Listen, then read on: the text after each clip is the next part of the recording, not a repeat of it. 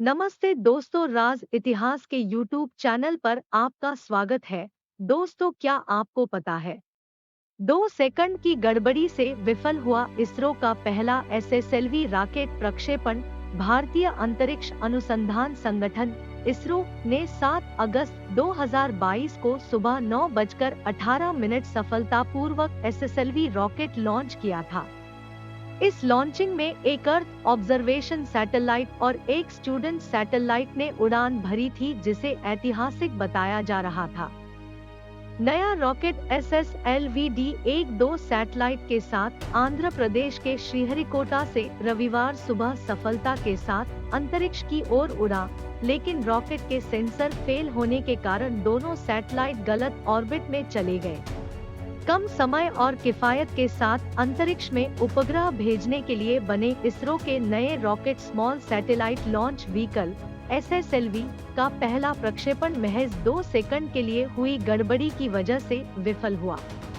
यह गड़बड़ी रॉकेट के एक्सेलेरोमीटर में हुई थी। अब इसरो ने जानकारी दी है कि नए रॉकेट मिशन के तहत लॉन्च किए गए सैटेलाइट का प्रक्षेपण विफल रहा है। ये अब किसी काम के नहीं रहे, लेकिन चौथे चरण में संपर्क टूट गया। दोनों उपग्रहों से किसी भी तरह का डेटा मिलना अब बंद हुआ। अनुसार प्रक्षेपण की तीसरी स्टेज में यह गड़बड़ी हुई। इसे सुधारने की कोशिश रॉकेट के कंप्यूटर ने की। यह ठीक भी हो गया, लेकिन मिशन को नुकसान पहुंच चुका था। इसी वजह से रॉकेट ने दोनों उपग्रह 356.3 किलोमीटर की गोलाकार परिक्रमा पथ के बजाय 356 गुणा 76 किलोमीटर के अंडाकार परिक्रमा पथ पर छोड़ दिए। अब यह उपग्रह किसी काम के नहीं रहे, क्योंकि इनसे कोई संपर्क नहीं बन पाया। क्या होता है एक्सेलेरोमीटर? रॉकेट में एक्सेलेरोमीटर एक प्रकार का सेंसर होता है। इसका काम गति में आ रहे बदलाव की गणना है। इससे पता चलता है कि रॉकेट की किसी स्टेज को जारी हुए कितना वक्त गुजरा है।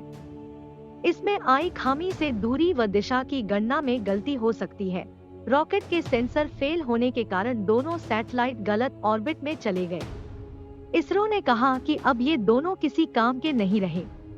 इसरो ने सैटेलाइट्स की नाकामी की जांच के लिए कमेटी बना दी है।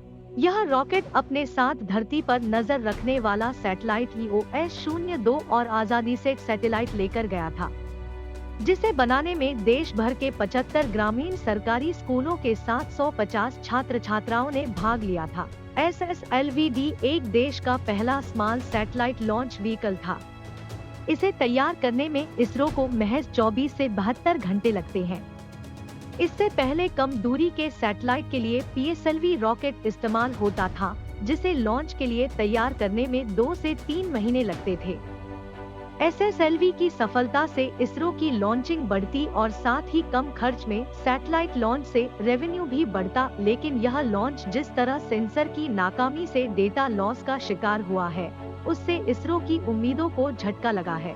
इसरो चीफ एस सोमनाथ ने कहा कि हमारा मिशन कंट्रोल सेंटर लगातार डेटा लिंक हासिल करने का प्रयास कर रहा है।